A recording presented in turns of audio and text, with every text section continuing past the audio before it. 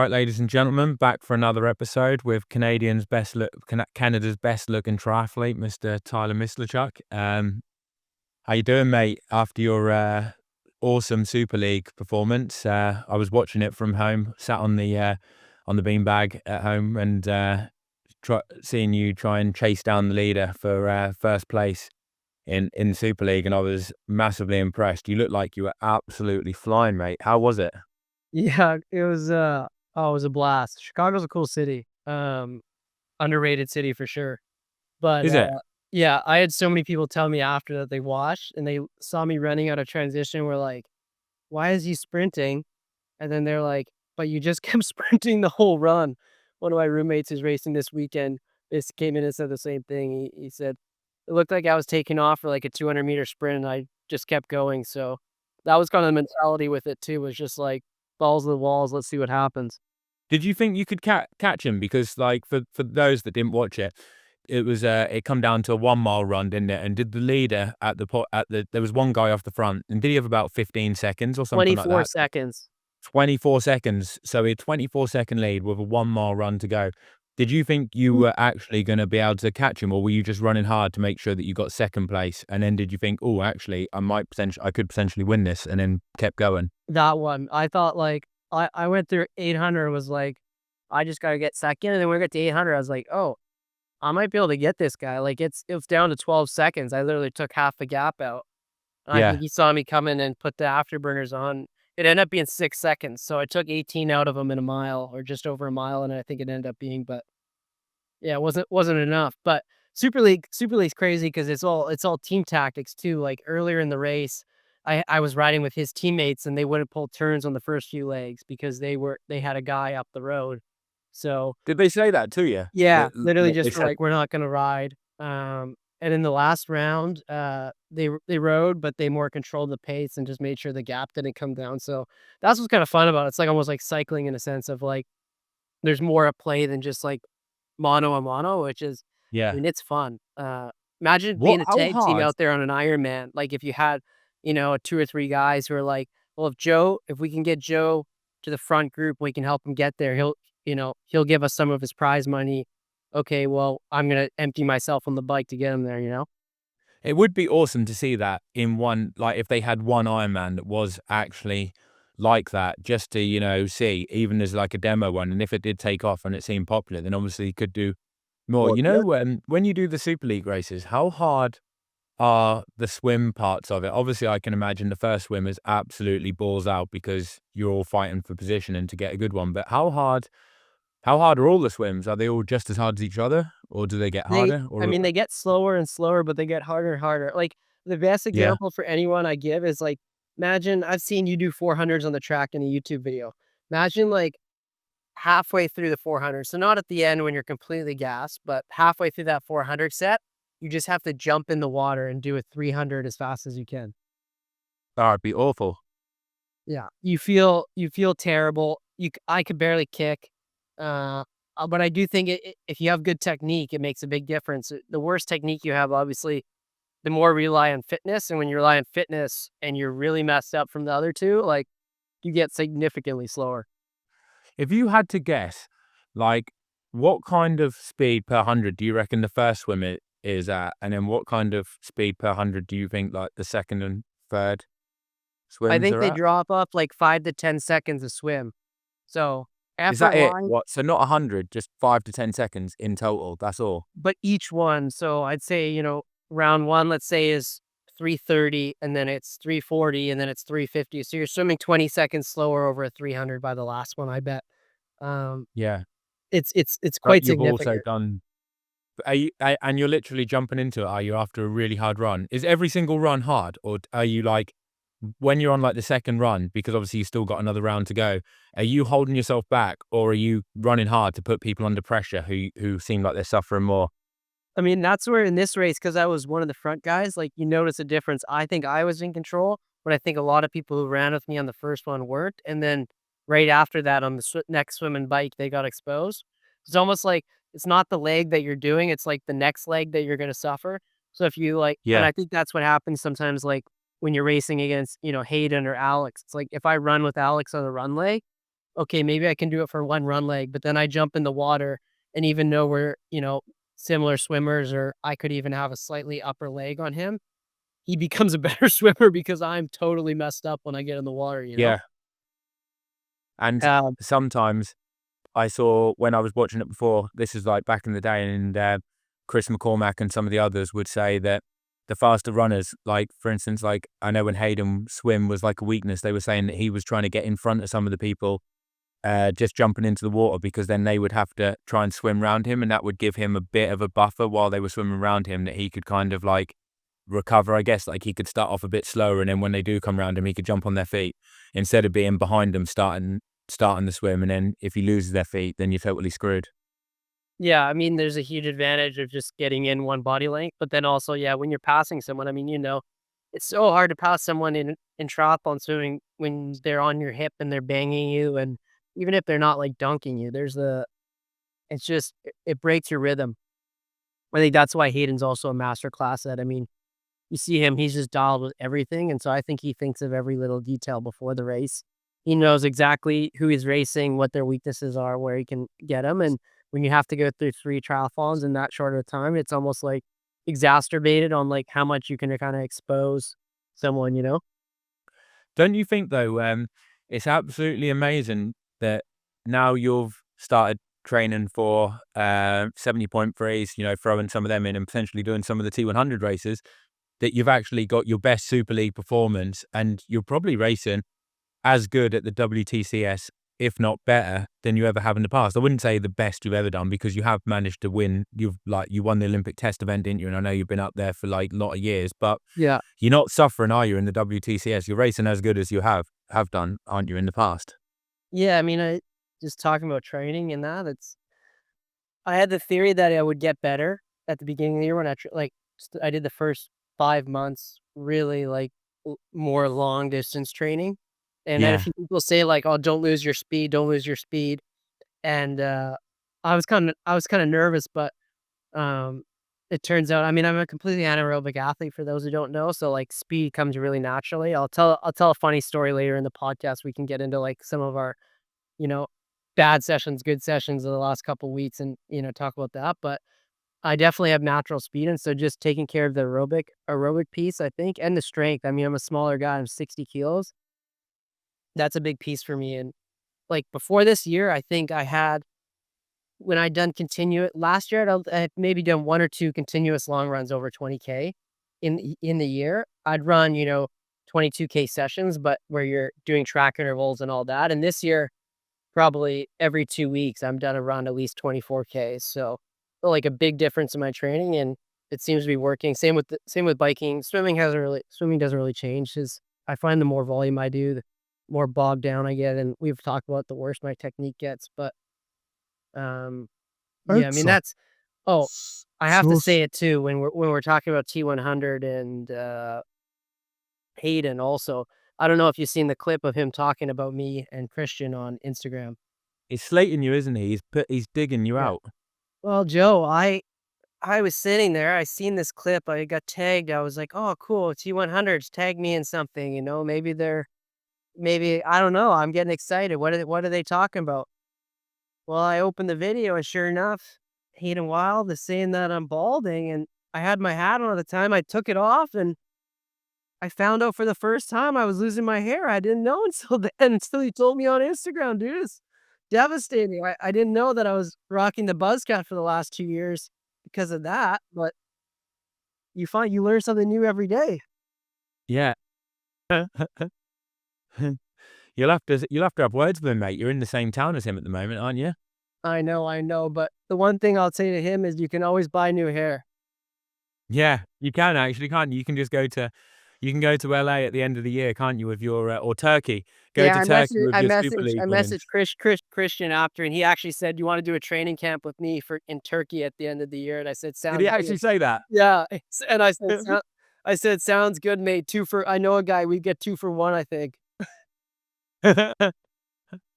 Wouldn't it be funny if you did go to Turkey and you two did get like a nice full head of hair We and you just like came real back style it next up? year, we got just this huge head of curls. Yeah. I think it'd be really funny. You should Yeah. definitely look into that. It'd be Yeah, right laugh. my girlfriend would definitely approve of it. Yeah. She misses the curls. I don't really care. I like the mean old bald man look. So what are the thoughts then with this weekend? You got a big race, haven't you? Ye WTCS race. Are you going to watch the T? Actually, are you going to watch the T one T100 is any of the tomorrow. It's at T100 race 6 tomorrow? AM, so I'll probably Yeah. catch the second half. I'm not gonna get up at 6, but they're literally right out front of our hotel, so that'll be kinda cool. It's good buzz this weekend, just seeing all the athletes around and stuff like that.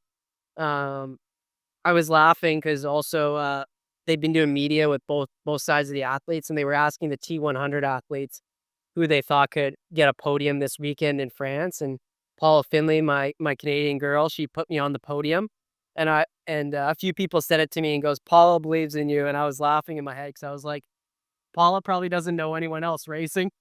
She's in the long course world, and she just knows like, oh yeah, my boy Tyler's racing." So, Yeah. it yeah, she believes in me, but it also might not know anyone else. But I think, to be fair, you should be looking for a good race because if you can get up there in Super League and you've been doing some of the, like you said, like the longer runs and like the strength Yeah, part of it, then you should be right in the mix for it, shouldn't you? Because it's harder to go from like doing the longer training and then do well at Super League. If you can do yeah. well at Super League off that like longer strength training stuff, then for it's an Olympic distance, isn't it? Sprint, so I should be sweet though. I mean, it's the same kind of duration as last weekend. I Like you said, I should be on paper, I should be good, and I mean, we talked Would pretty you long prefer a sprint or would you prefer an Olympic distance? Olympic, I think. Yeah. Yeah, I What's the think course better. like? Is it hilly?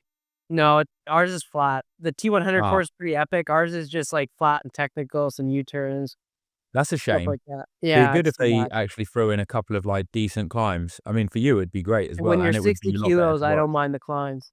Yeah. Yeah, no, it Um, makes it would make it a lot better to watch as well. Joe, kind of give us a I'm curious, like, I've obviously followed you on Instagram, but we haven't chatted in a bit. Like, I know about the flat tire. I know now I talked to Tim, who's both our agents, but I kind of want to hear it from you of like what's the next race and what's going on? Because Tim said there's been a few different thoughts and change of mind and some new plans, old plans. What's the story?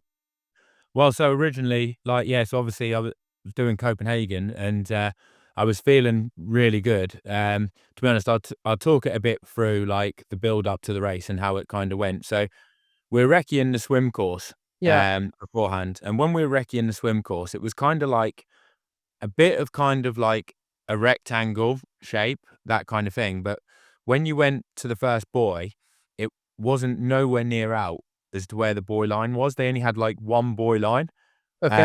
and then they had this, like, right turn that you had to make, which was probably about 80 meters before where the lines were, but you only had to keep them buoys on your left, so you didn't have to swim right up to them. But then when you went underneath these 2 bridges, the turn buoy was closer to the inline. So basically, if you went to the first buoy and you went right straight away instead of going to the buoy line, you probably saved about 60 meters, or it looked about like 60, 70 meters. And Yeah. I thought, "Oh, right." So when I was wrecking it, I was like, "That could be quite a bit, you know, that's like 40 seconds, isn't it?" You know, something Yeah. like that. Yeah. It's a And lot. so I thought, well, I'm not gonna go right to that buoy line if people do. I'm just gonna go right straight away and it'll be shorter. And I got a really good start.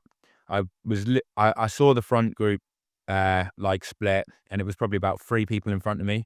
But I had no I knew I wasn't gonna be in the front group. Like it didn't really bother me at all. Like it was never gonna happen anyway. Yeah. But the fact that I was like really close to it and there wasn't too many people in that group, I was like, "Sweet, this is an awesome position." But then I'd already decided at the start that I was just gonna cut right straight away no matter what everyone else did. So I did that, and I can see on my left, like, gradually people were, like, swimming past me, but I thought, "Oh, you know, I'm gonna save a bit of distance anyway at the turn." And anyway, it turns out that I saved a bit of distance, but it didn't save as nowhere near as much time as what it would have done if I'd have stayed on the feet of the people there. So I ended up swimming the whole swim solo and coming out in 51 minutes.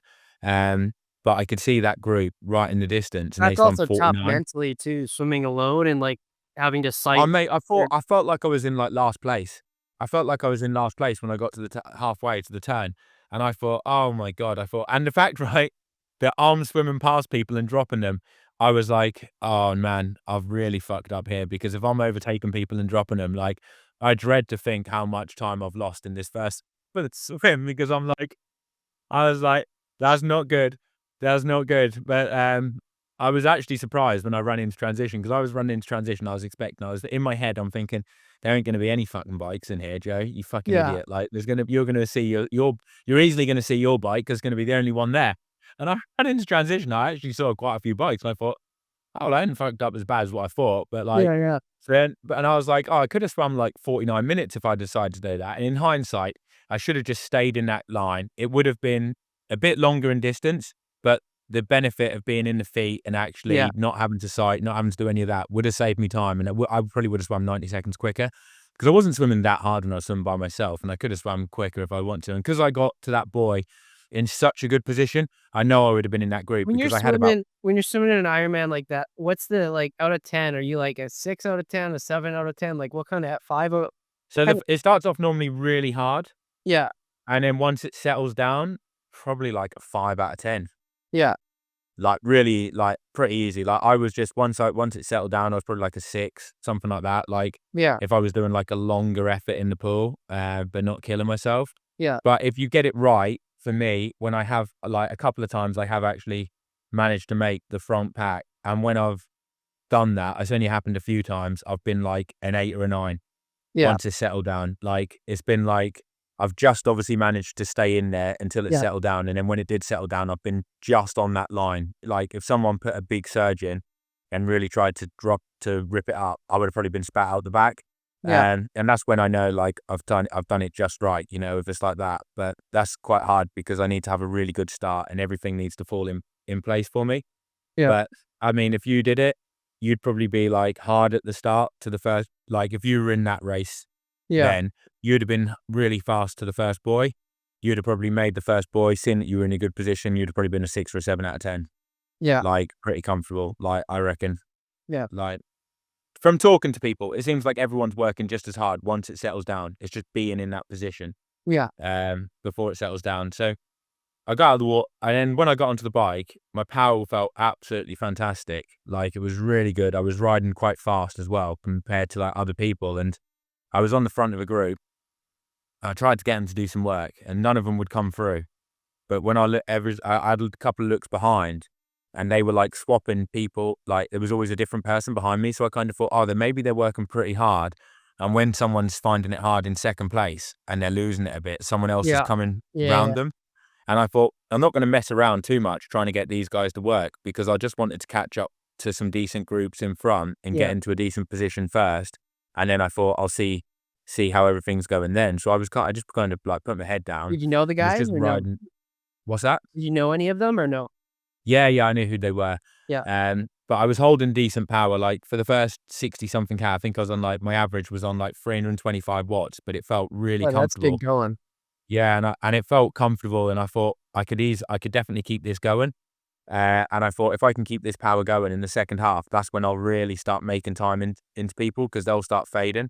Um, and then, yeah, like about 60 something kilometers in, just got a puncture, completely went. There was a motorbike there in no time. We had loads of CO2s, tried them, they wouldn't work. And the only thing that we could do to get back going was to get a spare tyre, and they didn't have one, so they had to radio through to another motorbike. We had to get a spare tyre, put an inner tube in, and then I ended up getting back on. But by that point, I'd lost so much time. And then when I did get back going, I kind of thought, at first, I'm just going to ride steady. And then I Yeah, kind of got into it, and I felt pretty decent. So then I kind of pushed it harder and harder. And then I thought to myself in my head, well, you haven't felt good running off the bike in ages. So just keep pushing this, use it as a decent session, yeah, and then run the first part of the bike. At that point, I was already thinking, well, I'm entered into Switzerland anyway, and I'm next weekend. yeah, So let's just do Switzerland. But you could almost do like one lap of the run course, which is like 10 or 11K. yeah. And if you feel pretty good running for that, don't do any more. And you'll kind of use it as a bit of a tune-up, and it will be a good Yeah. confidence booster if A you bit of start a the run. tune-up, a full Ironman bike and 10K run. Yeah, I mean, you wouldn't do that normally, would you? But I was Well, kind of imagine like, in your taper saying, "Yeah, I'm gonna do 4 hours at Ironman pace on the bike, and then I'll jump off and just do 10K." yeah. Cheers. Well then, so then anyway, I did it, and I felt really good when I started the run, and I was like, "Oh, yes, this is really good," because, like, I hadn't felt good starting a run for ages in an Ironman. Yeah, Like, it wasn't like I had been fading in the runs, it was just like, as soon as I got off the bike and started running, I just felt terrible in loads of them. yeah. So the fact that I've averaged more power than what I did in Roth, but then straight away I was able to run, like, 3:35 to 3:40 K pace, but quite comfortably and Does often this mean quite a low zone heart 2 is rate. verified, or what's the takeaway? What's that? Is zone 2 verified? I Is that think so. Like, it's definitely made a difference because my power on the bike was a lot better. My heart rate was 10 beats per minute lower on the run for what it was at New Zealand, which was the last half decent run I had. And on Yeah, the bike, I could tell my heart rate was way lower. So yeah, my heart rate was a lot lower. Like, and I biked better, felt a lot better on the run. I had actually quite a good run in New Zealand as well, but I felt way better in this one. So I'd say it's made a huge difference. And I think one of the reasons why I struggle, why it's made such a difference, is because I find it so hard. And yeah, like, I think that's obviously why it's like that was obviously such a massive weakness for me that it's actually I'm probably responding quite well. But then, yeah, I was going to do Switzerland, but then I spoke to a few people after the race, and I thought because I felt pretty good, we thought just can Switzerland off and just go all in for Nice. yeah, So basically, just decided to do that, go all in for Nice.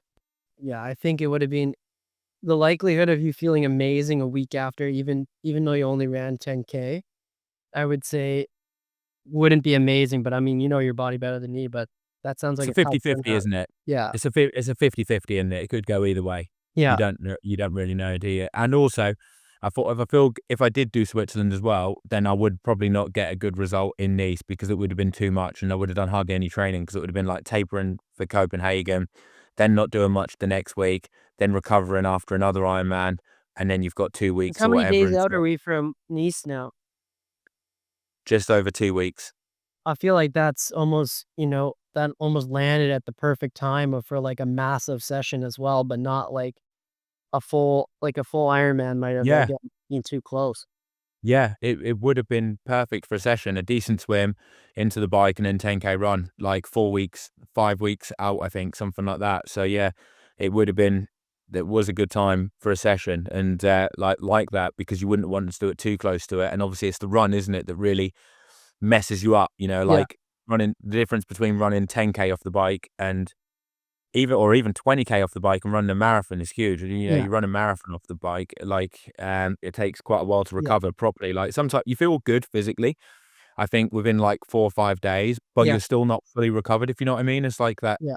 fatigue that you have, your muscles start feeling better and you're all right on shorter sessions, but you're not, I don't think you fully recover for, like, at least 2 or 3 weeks where you can, like, start doing proper sessions. How are you gonna get over the fact that Lionel Sanders isn't racing Nice? Have you recovered I from never that? thought he was racing.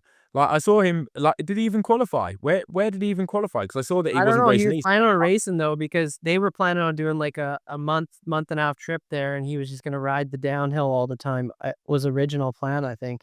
The downhill is that would have been so pointless because the downhill's at, like, 130K. It's like, there's so much that can happen in an Ironman in the first 3.5 hours that the downhill's the least of your worries. And it's like, Tyler, the thing is with this downhill, people overthink it. The downhill's sketchy because there's flipping potholes and speed bumps. It's not like one where you can, like, fully send it. And the fact that Ironman don't fully close the roads, so you don't know whether or not there's a flipping car coming up the hill. Yeah. That's the reason why it's, like, sketchy because you Okay. have to kind of, like, have your wits about you because you could go Yeah. around the corner. There could How be a much pothole time there. could you realistically lose? Like, I don't think he would lose more than 2.5 minutes. I can't see how you can lose more than 2.5 minutes, and that's 3.5 hours into the race. But if you're with someone, you can just follow their line. And because yeah. people are so smashed at that point in the race anyway, Well, like you're they're not sending it, no? exactly, they're not descending like the Tour, do you know what I mean? They're like people are pretty Yeah. wiped at that point in the race. So you're just gonna follow them down. It would be so pointless. It'd be better off just actually learning the run into the big climb Yeah. and, the punchy Well, little I'm ones sure he was gonna beforehand. do both, but they had mentioned that was the But they're plan. like obscene. Americans are strange like that, aren't they? They find random bits that they just feel like they need to do that is gonna be a game changer for the race, and it's like, man, it's a fucking marathon. It's an Ironman. Like, the descent's all right, yeah, it's fairly important, but you still gotta run a fucking marathon, mate, after that. Like, don't worry about it. You're Wait, going I too deep gotta on I this. gotta say, did you see in we were talking about Americans, my teammate Morgan Pearson, he raced from you and my team in Crown Racing. Did you see him have a crash coming off the bike? Yeah, I did. You wanna hear the Flipping story heck. about that? No. So, you don't want to or you do want to? Oh, no, I wanna hear the story. I thought you Yeah. said, "Have I So heard the story?" so No, I we're in the haven't heard it. meeting the day before the race, and, so essentially, for people to know, it's 3 triathlons continuous. So you put your bike in, so then when you go and mount it again, you don't have elastics on for the 2nd and 3rd triathlon. So he thought, "Well, I don't have elastics on, it's gonna be hard to do a flying mount. I'm gonna take off my shoes, bike shoes, I'm gonna run with my bike shoes, and then when I come out of the water, I'll put my bike shoes on, run with them, and then jump on with my shoes on." Everyone in the group was like, "I don't know if that's a good idea," but he tested it the day before at the Famils, and he was like, "I think it's gonna work." Well, first time he's going to jump off the bike, he tries to unclip and he can't get his left foot out and takes out himself and the few of us behind him off the map line. And anyways, he proceeds to do it for the race. And after he said, "Yeah, maybe it wasn't the secret key to the race." So uh, he didn't quite crack the code, but great guy. If you don't know him, he's a funny man, Morgan. So it was fun to have What him. is But he like in real life? Because I've only seen him from, like, what he posts on social yeah, media, and, like, he posts he's become a bit of, like, I don't know what the word is, but, like, he posts this he's really got a really dry personality, it seems like, and he always posts this Zone 2 stuff, yeah, and at first, it was almost like he was being serious about it, but now he does it just to troll people, doesn't he? Like, rage yeah, bait people, because yeah. he knows, like, they get, He like, he does he does love he does love messing with people. I remember he used to do this thing where he'd walk up to people at races, put his hand out to, like, say, "How's it going?" And then when you put your hand out, he would, like, comb his hair back, like, too quick. he did it to a flipping guy in a wheelchair in, like, flipping Japan. I was gonna say, have you seen the clip? Yeah, You hear it to flipping some school disabled you hear person. it to some school kids and a guy in a wheelchair. But he's always joking around. I used to train with him when he first got into triathlon, and yeah, he's a funny guy. We get along quite well, but he's definitely yeah, he's his own person. He's different, like in a good way. I think he's hilarious. Like we're in the team meeting before, and everyone can't tell what is serious and what's not. And like I'm the same. Like sometimes he says stuff, and I'm like, I don't know if he's joking or not. I have no Yeah. idea. I'm amazed that you managed to run like quite a bit. You run quite a bit quicker than him, didn't you, in the last leg? And how Yeah. much did you put into him?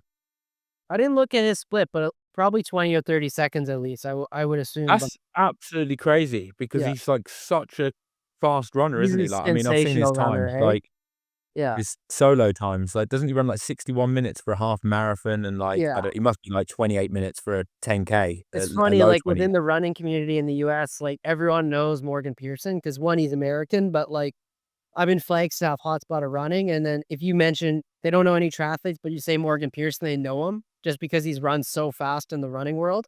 Uh, Yeah. and a lot of them know Alex E now because he did that 13:13 5K like a couple weeks ago. So a lot of my track buddies were like, "Do you know Alex E?" And I was like, "Yeah, dude, that's who kicks my ass all the time." racing."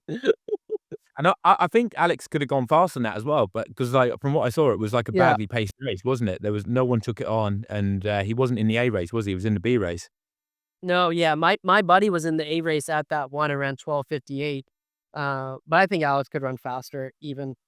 The problem with that is you just have to do so much specific work. Like I was talking to Matt Hauser today, and we were talking about like what we thought we could run for 5K, and it's just like what I could run today versus what I could run in 6 weeks are totally different because you almost need 6 weeks of like really specific work. Because if you're running under 13:20, that's 240 a K. We don't do that Yeah. much training at under 240. Like, The you real know, speed work that you need, because you need to no, have that top end, you need to really probably put your 1,500 meter pace up a bit, don't you, as well? So you've yeah. kinda got a little bit of headroom, don't you? You What need would to you be be doing? running, Some yeah, really like some fast 2, 26-second 300s? 200s, 27-second 200, just like banging out a bunch of repeats of those at least, just and feeling not like you're sprinting? Yeah, yeah. Um, Joe, we got a hypothetical question that I know will probably turn into more. You want me to read it out here? Yeah, go for it. Okay, so it says, Joe, if you had to coach Tyler for the next 12 months, try to qualify, win Kona, what would be your approach? And then the same is Tyler, if you had to coach Joe for the next 12 months to Kona, what would you do to make him win? If I had to coach you for Kona now, so you said you came to me and said I want to go for Kona, Yeah, I'm so pulling I'd be off like, this weekend. French. No, I don't like him. I'm going home.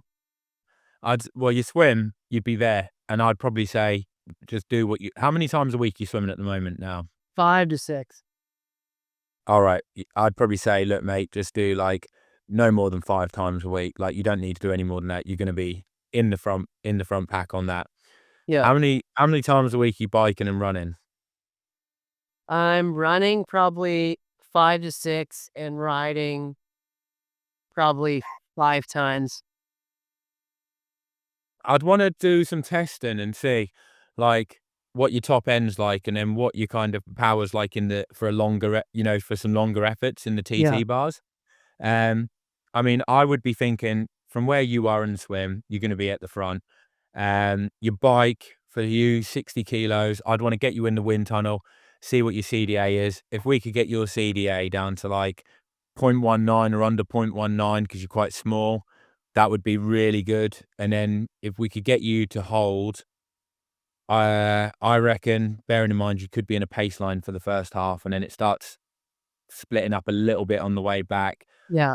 I reckon if you could hold 270 watts, something like that, you're going to be in the mix off the bike. You're going to be towards the front running for the win. Yeah. I reckon, especially if your CDA was like that. Yeah. So basically, you'd need your threshold probably to be 330, 340. What is your threshold now? Well, it's different. I don't know on a TT bike. On a road What would bike, it I be on the road pushed bike? on a road bike in a group ride that was like 55 minutes long. I averaged 325 and normalized 345. But I So haven't really done any 1 hour. I've never done a 1 hour test. yeah. So basically, if you rode the TT bike and you get good in it, your power will probably be pretty similar. Yeah. So I'd be thinking, right, if we can, I mean, you might not even need to hold that much for the Ironman, but this is You know just what I like, saw on the weekend was I was doing some perusing on Strava and they raced in Slovakia, that challenge race, infamously fast. yeah, Um, and I looked at Henry's Strava and Henry pushed 250 watts and rode 45K an hour. And he's like my size. And I was like, I have no idea what his CDA is, but it must be decent. the thing is, there's so many motorbikes in that race in Slovakia and Oh, stuff is like that that. what it is too? But yeah, so I'd be thinking like, basically, you might need 260, 270. It might be less. For me, it's quite hard to know because you're so much smaller. So I would have to Yeah. you'd have to do some proper tests and see, but I'm just picking numbers off my head. So I'd be thinking if you can get somewhere around 260, 270 watts, I mean, if you got to 270, you could hold that for an Ironman. I can guarantee you're going to be pretty much in the Yeah. front off the bike at your size, especially if your CDA was really low. And because you're quite small, you got the potential to do that. Yeah. And in the running, it would just, I mean, you'd obviously need to do an Ironman to qualify. So I'd be saying to you, let's give it a crack at like New Zealand or South Africa at the start of the year. Yeah. So you can have a punt, or even actually now, if you said now you were going to do it, so let's say you said now, I'd actually say let's go and do Cozumel as an end of season one, because then Yeah. we can get some data. We can do we can see what power you held for the full distance bike.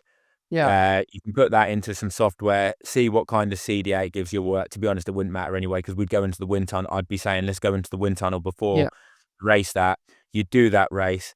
We'd see what power you held, how it felt, how you run off the bike, because that's the thing. Like at the moment, you could be a real natural running off 180 Ks and you might be running like 230, low 230s for your first Ironman.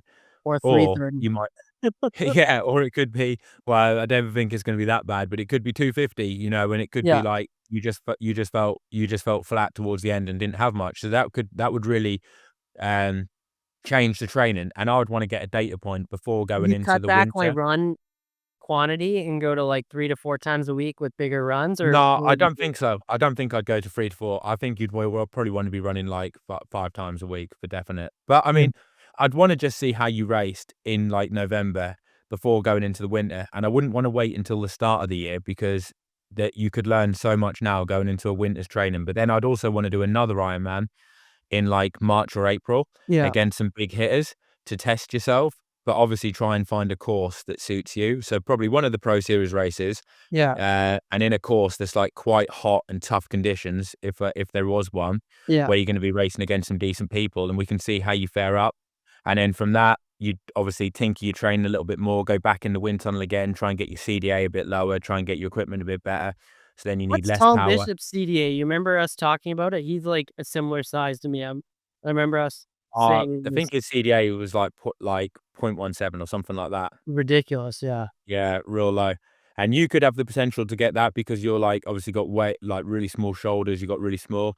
Yeah. So even on a flat course, if you could get your CDA really low, a flat course wouldn't necessarily be that bad for you. Because if you look at someone like Remco in the cycling world, Yeah. very small, but got a very small CDA as well. A flat course would only be bad for you if you can't get your CDA down low. Like if me and you had the same CDA, It would be then bad. you're going to be you're totally fucked on a flat Yeah. course because you're just not going to put out nowhere near the same power as me. But then obviously on a hilly course, if you got a really low CDA and you were racing on a hot hilly course, Yeah. you're going to be absolutely laughing because even on the flat bits, you're going to be going pretty quick. And then the power to weight on the hills, you're going to be flying.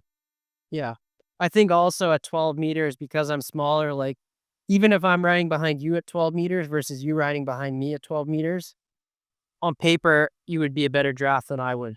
Exactly. Yeah, that's what I mean. So that's why in Kona, it would be interesting to see how much you need because especially for the first bit, with you getting out the water at the front, up until Harvey would probably be quite easy. So you might not need that much power. But I don't really know what it would be like at the front. We'd have to like run, like I'd have to speak to my mate. We'd put some of your data into like one of them programs, best bike split, my windsock, something like that, and then Yeah. run the numbers and see what kind of stuff it spat out. And also definitely go to the wind tunnel and see where your numbers are there. But yeah, I reckon if you said to me now you were going to go to Kona, I reckon we could have a good chance of getting top 3 next year. Wow. So how much do you charge a month is my question.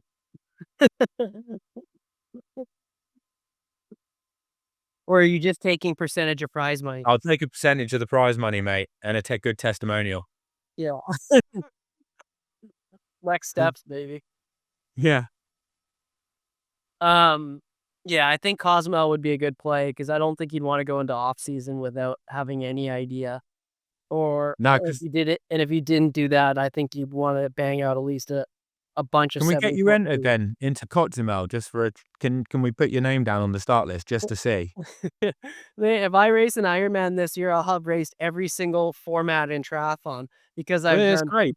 I've done Super League, mixed relay world champs, sprint, Olympic, 70.3, and a T100. So if I do the Ironman, I've completed the entire collection. And then you can see what one you want to pursue for next year. Do you want to pursue being like the Super League champ, or do you want to pursue being like the Ironman Kona champ? I reckon Kona would really suit you. That's the thing. And I think if you did commit to it from now to next year, you would have a great chance of being on the podium. Well, you made me believe in myself a little more, I'll be honest. Coach You're Smith. looking at that thinking, actually, you know what? If I did all that, I might be actually in the mix for that, aren't you? That's what. Yeah, if everything goes perfect and we figure it out, then I might have a chance. Um, can I do you now? Because that sounds like the more Yeah, fun thing. yeah, go for it. So first, well, I mean, as a coach and athlete, the first thing I would say is, what do you think? Why do you think you're not gonna? Why don't you think you can win now? Or if you do think you can win now, how are you going to do that? Because then obviously we make changes based on that. Oh, I think if ideally, I would want to be a little bit quicker on the swim. I think if I could get to that group that swims like 49 in Kona, so not like the front group, but like it Yeah, normally splits and there's normally a group that's like a minute and a bit behind, yeah, something yeah, like that. I would want to try and make that. And in the past, they've probably been about 2.5 minutes ahead of me, something like that. So that's what I would probably need to gain on the swim from previous performances. And then on the bike, I think, to be honest, looking at my numbers and stuff, if I could ride like I have like what I've been doing in training, then that would be pretty decent. I just need to execute it. And then the running a bit better in the heat. I'd like to run a bit faster in the heat. I find like in the past when I've been like in really good run form, I've been in really good. I haven't run to my potential in Kona. But then that could, I don't know, like maybe that could be just being a bigger person. Do you know what I mean? Like Yeah. I'm like nearly 80 kilos. How Like I'm much not going heat to run prep have sprint. you done in the past? Not a massive amount, to be honest. I've tried it before and I didn't really feel like it was that good, but I haven't done a really very good protocol. I've been to altitude beforehand and done that. And I've got to Kona 1 month before and 2 weeks before, and then in between. But I haven't done specific proper heat block going into it. Yeah, my thought would be, I think your biking, if you swim faster, the bike's gonna take care of itself from the outsider perspective and based on your numbers. If you're in a group of a few guys, like the amount of watts you're gonna save, you might end up riding even less watts and being at the front. I mean, I think you would agree, no? Yeah. I think I think I would do passive heat prep. So I'm a big believer in not doing too much active stuff, like not going to Kona and being out in the heat for like a month long. I think it can kind of wear you Yeah. down a bit sometimes. That did. When I went there for a month, Yeah. it did wear me down. Yeah, that's why I didn't do it again. It definitely Yeah. did wear me down. I think like a week, 2 weeks is plenty, but I think when I've done this is personal, so I'm only putting my personal, but when I've done active, it just wears you down and you just slowly kind of lose your edge. It's almost like if you overtrain at altitude too much, you kind of just lose it after a bit. That's Um, exactly how I've found it when I've gone there, and I found yeah, it so tricky because it was like a balance of getting into the time zone and everything like that, but then after being there any longer than, like, 10 days and 2 weeks, I actually felt like my numbers were getting worse and worse, and I was detraining into the race rather than actually getting better. I've had the exact same thing happen to me. Like a couple years ago, I trained in Hawaii for a while, and my best training was when I first got there, and then it got Yeah, worse and worse and worse, and it was just exactly like, what it's been like yeah, for me every time I I've was gone going there. harder and harder and harder, and just yeah, it's so worse and worse. So But what do you do then? Like, fly to would you fly to, like do you fly to, like, California, train there, so you're, like, pretty much on the time zone and just travel in, like, 4 or 5 days before? Something like that? Is that the yeah, best I thing to think do? like even a week, like anywhere from like 5 to 10 days. If I were you, I'd fly in. Again, this is what I would say. I would say altitude's worked a bunch, like you've said for you in the past. I would probably do an altitude camp about a month before. Then you Yeah, come down, you do some passive heat, which is done by all the world tour teams. When they go to altitude, they come down, do some heat. It extends the hemoglobin mass and the life of your altitude, so you can push it out for another couple weeks and still have the benefits of the altitude. Get the body rolling at sea level. But to be honest, to take care of your swim, I think as soon as your season ends this year, we're gonna do some technique work rather than just bang it up against a wall. We're gonna figure out a few cues that can help. I don't think swimming 40K a week or 50K a week is gonna do anything. It's gonna get fitter, but then when you go back to normal swimming, it's gonna come back down a bit. So gonna do a little bit of technical work in the pool. I'm gonna be under the water, seeing how much water you're catching. Um, yeah. Working on your speed a little bit. I'm a big believer in speed in the water. Actually, that's the same as Greg Harper. Even if you know Greg. Yeah, yeah, I know him, yeah. Yeah. So I What's, don't an agree. example by the way, what's an example of some of the passive heat prep, like a couple of examples of what you would do Yeah. when when you mention that? Is that like sauna prep you meaning? Yeah. So like a classic protocol is like you do this normal session and you get in heat right after. So it can be a tub, hot tub, or sauna. You get in right after within a minute or two. So your core temp's already up. And then you Yeah. just build it out. So you might start at 10 minutes, 15, 20. And you basically go until it's pretty uncomfortable and then you get out. It's a fine line. You don't want to overdo it because you can get heat I injuries normally do like that to your livers. after every swim, but just for a bit of fun, just because we like going into the sauna. But like, if I was going to actually make it into proper heat prep after a swim, would you do like multiple blocks of like, say, 10, 15 minutes, or do you just do one block as long as you can? You just do one block. The only thing with swimming is it depends on the pool temp because sometimes your core temp isn't that much up after swimming if the pool temp is All right. cold. Versus if you Yeah. go for like an hour run, like your core temp's gonna be up. But it's All different right. for everyone. Like for me, I'm cold, so if I swim in the pool, even if I swim hard, usually I get out and within a minute or two, I'm not actually that hot. Oh, really? Yeah. But again, You probably run hotter than me because not many people run cooler. I'm not good in the cold. Um, but yeah, I think we if we can knock your swim down to that 49 group, I think the ride you're gonna ride less watts and you're gonna ride faster with the group, and then a little bit of heat prep, you're just gonna be able to access that run more. Um, maybe some 8-second hill strides we're gonna add in if you don't already do them.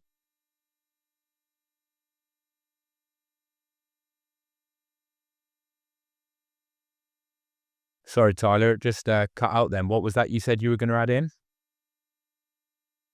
I was gonna ask you what if you do any hill sprints running. Nah, never done hill sprints in my life. Well, I've done like a very rare occasional session of it, but never a structured block, if you know what I mean, of like, you know, consistently doing like hill sprints or anything like that. Yeah, just like some 12-second hill sprints at the end of an easy run once a week. Jason West loves them. Does he? Yeah. I mean, they're I'm a big believer in them too, and a lot of run coaches I've talked to are just in terms of strength and, it's kinda like a plyometric. They have similar effect as a plyometric session, which we talked about in the first episode. Uh, so if you don't feel like doing plyos, doing, like, some quick hill sprints kinda have similar effects, uh, physiologically. How many hill sprints would you do after an easy run? I think start at 4 and build up max at, like, 8. I think you don't need a ton of them. They're fast, and they're not meant to be, like, tear your hamstring fast. They're just it's enough for a stimulus reaction, and then you're off to the races. All right. I'll have to throw some of them in then if the big boys are all doing them. Well, I don't know who's all doing them, but I've heard Jason talk about them, and I know pretty much all the runners I know do them, for free speed, and it's just less hard on the bones. I mean, yeah. I mean, triathletes aren't as common, I think, for stress fractures as runners because we're running a bit less, but, uh, it's never, uh, it's never a pleasure to take pressure off the bones. By the way, Tyler, some breaking news that came out today. I don't know if you will have seen it. Um, a colleague of yours has been banned for failing a drugs test. Who? Some guy called Pedro Alfonso Pinto Gaspar, a Portuguese triathlete. He's in a short course athlete? Yeah, World Triathlon confirms that it has notified him. So he must be he's a Portuguese short course athlete, and he failed for mesterolone, I'm which loading it right now. increasing testosterone levels and enhancing male sexual characteristics. So he might not have even been doing it to like get performance benefits. He might have been doing it just to keep his missus happy, but he's failed a test. Yeah, but Buddy, we need to if it's that reason, we need to talk for other reasons, dude. You're young. You're young, dude. Uh, I know this guy? Yeah, that's crazy, no? yeah, just Yeah. completely random. It's funny you Out. said that, and then literally some like 4 people have now sent it to me on Instagram. Open my Really? phone.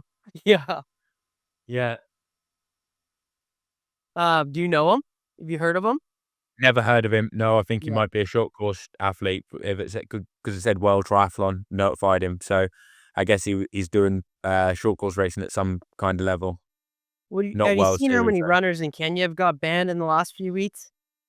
Oh my God. Like literally, I swear, like every week or two, there's another high profile Kenyan athlete that's getting pinged. It's What do you think the not answer is there? ban the agents, You think? lifetime Yeah, I bans for agree. agents and managers because they're the ones that are doing it. And it's like a conveyor belt, you know? They get one promising runner, get him doped up, make a load of money off his back, use him until he fails the test, and then get another one. And it's the managers and the agents that are the ones that need to be punished because then they'll tell the athletes to keep clean because it's their livelihood that's at stake. But at the moment, they don't really care. And the Kenyan runners, they're in poverty, you know, they've got nothing, have they? So they're obviously going to do it, and Yeah. they're getting. I mean, all the it might not be that frowned upon in Kenya to actually take drugs. So the reason they might be taking it is because if they get pinged, it's not like they're that outcast. It's like, oh, right, no worries. Like, you know, you're just working on the farm now or doing whatever you want. You might have even made enough money that you don't need to work again. But the agents, they definitely will want to carry on working. So it needs to be at a more deeper level than the athletes themselves. It needs to be they can't get, for instance, if you get caught, you can't be an agent for athletes again. Yeah.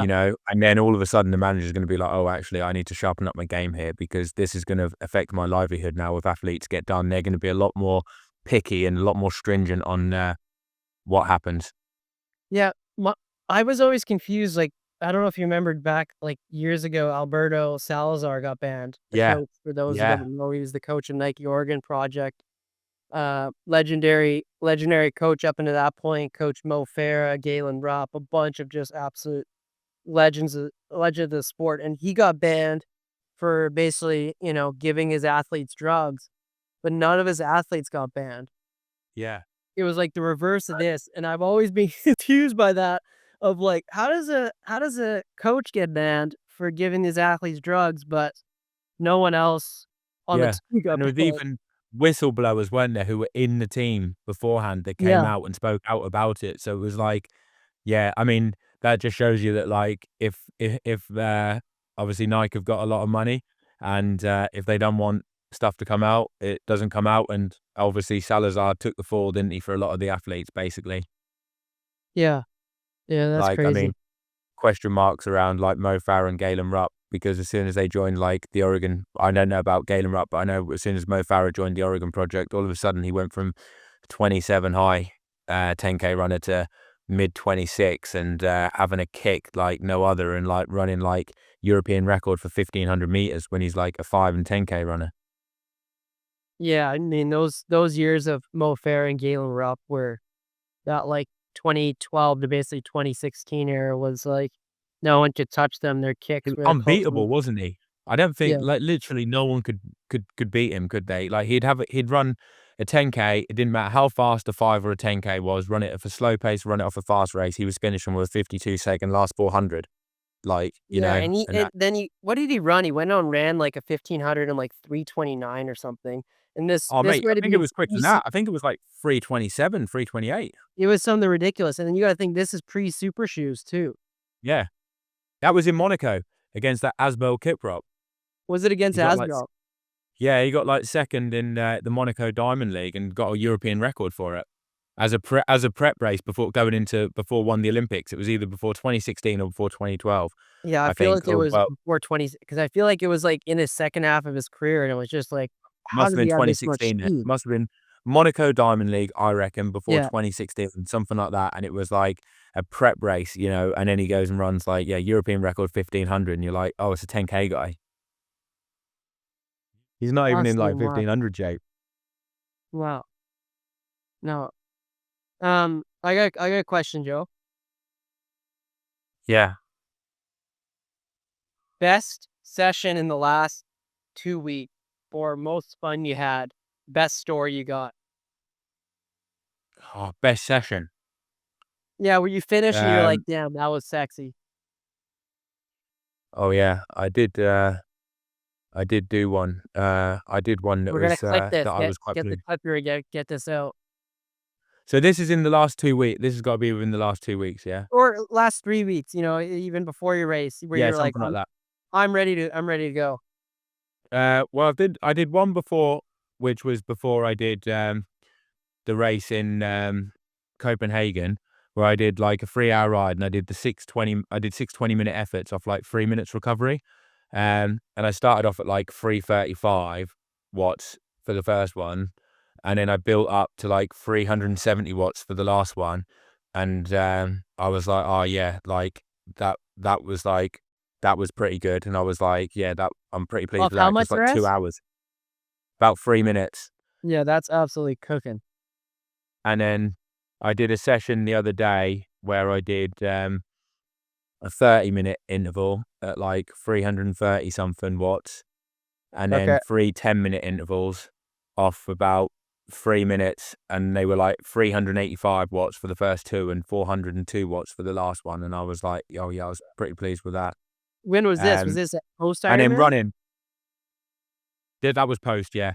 And then I did a good run session, uh, which was just before I went to Copenhagen, I think, and that was basically just under 12 by K. There's like it's 14.5 kilometers, Yeah. and about 9 kilometers of it's on trail. And I used it, and I thought I'm gonna do 1K on 1 minute float, but the float was between 3:45 and 4 minute K pace, Not really and off. then Still keeping the gas yeah, on. so like still like pretty reasonable, Yeah. and I started off my first K at 3:20, and then I got down to like 3:09, 3:10s for them, and the average pace, including the recoveries, ended up being 3:20 per kilometer. And I was like, "Oh yeah, I'm For well what? chuffed with What that." would that end up being? You said 12 by K? It ended up being just under 12 because I ran out of road. So it was like 11 and like 800 meters for the last rep, and it ended up averaging 3:20 per kilometer, including the Oof. floats. So I was like, "Oh yeah, like that was really good for me." You have carbons on for that, What about surely? what? Oh yeah, yeah, yeah. Yeah. You find when you're running on trails though with carbons that you're getting some slippage, or you're not that's not a thing for you? Not really, because this is like a hard pack trail. It's quite a nice one to run on. Like some So I've hardened gravel or something like that? Yeah, yeah, exactly. It's like that. It's Yeah. pretty good. You can run it quite well. Yeah, no, so it was on like a hard packed trail, so it was pretty good for running on, to be fair. Like, but it's soft. It's soft. It's a bit slower than normal, but it's a bit softer on you as well, so it doesn't like beat you up Yeah. as much. But it's just mainly it's an old railway line, so you don't have to worry about any cars or anything. That's why it's quite nice. And I've got like Yeah. techno pumping out the tune, so I've got some Yeah. absolute tunes pumping, for like 50 minutes.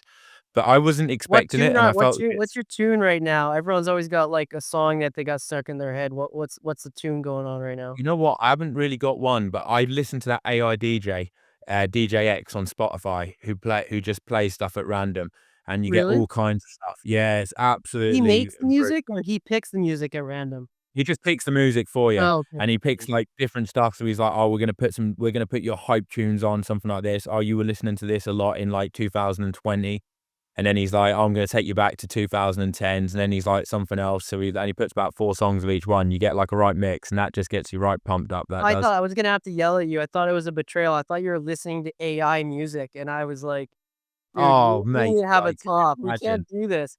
Did you see the guy got, this guy got fined and he's getting put in jail because he had all these AI musicians that he made up fake band names and all this stuff, and he was making millions of dollars off streaming platforms, but none of these bands actually existed. They were just AI music he had created.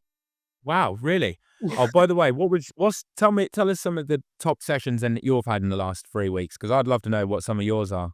Okay, we'll start with running. I did 2 sessions, I would say I remember of one was 400s on the track. I did 2400s, on 45 seconds rest. I started at 68 seconds per lap, and my last one was in 60. I averaged about 65, so 65 second for 20 by 400, but the caveat is that I'm at 2,100 meters altitude in Flagstaff for the session. Yeah, that's pretty tasty. 65 seconds average off 45 seconds rest Yep, at seven at 7,000 feet, 2,100. 2,100 meters altitude for those who don't know. Oh, yeah, that's pretty nice. And That then is the other nice. one was just honestly a long tempo. I ran on our lake there, Lake Mary. I ran a 20, I think it was 24K run, and I did, uh, I think it was 12 or 13K just steady at 325 for K up here. Um, and for That's me, probably like 3:15s at sea level, isn't it? yeah, 315s at sea level for 40, just over 40 minutes. And it wasn't so much that I mean, it's a good session, but it was more how I felt. And I was like, I'm ready to rumble. If I can, cruise at that pace up here, then I'm probably good going. Uh, Swimming, I did a session the other day where, uh, what did I go? I went sub 1 minute for a long course 100 at 7,000 feet on a speed set, 100 meters long course. So I thought, okay, I'm on here for Super League. And biking, I did a 4 by 8 minutes. Uh, it was 1 minute over, 1 minute under. threshold. So I probably averaged around 3:30 for 4 by 8 minutes, which doesn't sound like a lot, but for But you're light though, aren't you? You're I'm like 60 light. kilos, for those who don't know, Yeah. so 32 pounds. And for me, it's about 20 or 30 watts up here lower than it is at sea level. So So for it would me, have been it's 6 decent watts a going. kilo. Because yeah, that's the thing. All my sessions don't sound quite as sexy because most of them are at 2,100 meters altitude. So you're missing a bit. The thing is, the racing's where it matters though, isn't it? And you proved it at, like, Super League, didn't you? So it doesn't really matter, does it? You know? No, Like, it must be good training because if everyone was able to do it, then you wouldn't have got 2nd place, would you, in, Super no. League? I So will tell you it though, must Joe, be. I did a session. It was 6 days out. I did a long run. I think it was 23K, and I had to do 8 200s at the end. And I was supposed to run them like pretty quick. And I was Mommy! looking at my watch, and I kept looking at it. First one is like 2:45 per K, and I'm like going pretty good. I'm like, I need to go faster. Run it again. I can't get under 240 per K, so I'm kind of getting pissed off now. Um, by the end, I'm just giving her. I can't get under 240K. I get home, I save it, I upload the file, and the Mommy! GPS updates to after the session on Strava. All my reps were under 220 per K, but the watch just wasn't catching up in time. So the whole session, I'm just like giving myself shit. I'm, pissed off. I'm like, dude, I have lost all my speed doing this long course training. I'm screwed for Super League. And then I get home and realize like, oh, no, the GPS was just off.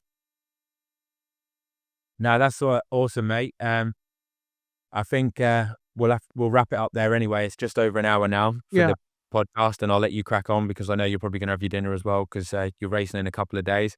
But thanks for, chatting, mate. It's always, great to chat to you, and, I hope you have a great race on Sunday. I'll definitely be, watching you to see how you get on, and, yeah, best of luck with it, mate. Thank you, sir. We'll check in after, eh?